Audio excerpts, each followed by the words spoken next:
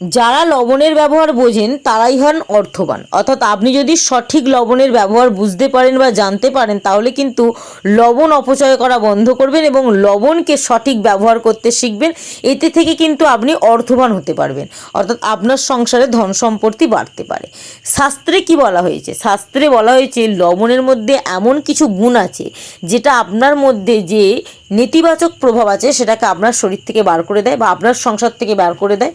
ইতিবাচক শক্তিটা কিন্তু আপনার সংসারে প্রবেশ করে বা আপনার মধ্যে প্রবেশ করে। অর্থাৎ আপনি যদি সঠিকভাবে লবণের ব্যবহার করতে পারেন, তাহলে কিন্তু আপনি ধন লাভ করতে পারবেন। ধরুন আপনি কোনো লোহার পাত্রে লবণ রেখেছেন, এটা কিন্তু মারাত্মক ক্ষতিকর। এতে কিন্তু চন্দ্র এবং শনির মিলন ঘটবে, যেটা আমাদের সংসারে মারাত্মক ক্ষতিকারক প্রভাব পড়তে পারে। তাই আপনারা কখনোই লোহার পাত্রে লবণ রাখবেন না। লবণ রাখার নিয়ম হচ্ছে কাঁচের পাত্রে। ভুল করেও প্লাস্টিকের পাত্রেও কিন্তু লবণ রাখবেন না, এতেও কিন্তু আপনার সংসারে দুঃখ প্রবেশ করে, রোগ প্রবেশ করে। তার কারণে শুধুমাত্র কাঁচের পাত্রে যদি আপনি লবণ রাখেন, তাহলে কিন্তু কোনো খারাপ প্রভাব পড়বে না। ধরুন আপনার জীবনে অনেক আর্থিক সমস্যা চলছে, অর্থাৎ আপনার জীবনে আর্থিক সমস্যা চলা মানে আপনার সংসারেও আর্থিক সমস্যা দেখা দিচ্ছে। তখন কি করবেন? একটা জলের গ্লাস নেবেন, সেই জলের গ্লাসে 1 চামচ লবণ দিয়ে অর্থাৎ নুন দিয়ে আপনি আপনার বাড়ির যে দক্ষিণ পশ্চিম কোণ আছে সেই কোণে রেখে দেবেন এবং তার পিছন দিকে লাল রঙের আলো রাখবেন। এতে কি হয়, আপনার সংসারে যদি আর্থিক সমস্যা চলতে থাকে এটা আস্তে আস্তে কাটতে শুরু করবে। আপনি কি জানেন, আমাদের প্রত্যেকের সংসারে রাহুর প্রভাব যখন পড়ে তখন কিন্তু এই বাথরুম থেকে শুরু হয়।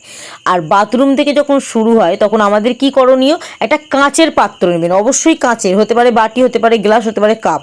এই কাঁচের পাত্রের মধ্যে কিছুটা পরিমাণ লবণ নিয়ে আপনি আপনার বাথরুমে রেখে আসবেন। দেখবেন এতে আপনার সংসারে নেতিবাচক যে শক্তিটা আছে সেটা আস্তে আস্তে কমতে থাকবে, রাহুর প্রভাব দূর হবে। এবং এটাকে মনে রাখবেন, প্রতি মাসে কিন্তু একবার করে এই নুনটাকে পরিবর্তন করতে হবে। লবণ যেহেতু আমাদের সংসার থেকে নেতিবাচক শক্তিকে দূর করতে সাহায্য করে, সেই কারণে যখনই আপনি ঘর মুছবেন তখন ঘরে মানে যে জলে মুছবেন সেই জলে 1 চিমটে লবণ মিশিয়ে দিয়ে ঘরটা মুছবেন। প্রতি রবিবার যদি আপনি লবণ মেশানো জলে ঘর মুছতে পারেন, তাহলে আপনার আর্থিক সমস্যা দূর হয়। অর্থাৎ ধার দেনা যদি আপনার থাকে সেই সমস্যাগুলো আস্তে আস্তে মিটে যাবে। এছাড়াও কিন্তু আপনি সপ্তাহে প্রতিটা দিনই কিন্তু কিছুটা পরিমাণ জলে লবণ দিয়ে ঘর মুছতে পারেন। এই কাজগুলো যদি আপনি আস্তে আস্তে করতে পারেন, তাহলে কিন্তু আপনি খুব শুভ ফলাফল পাবেন।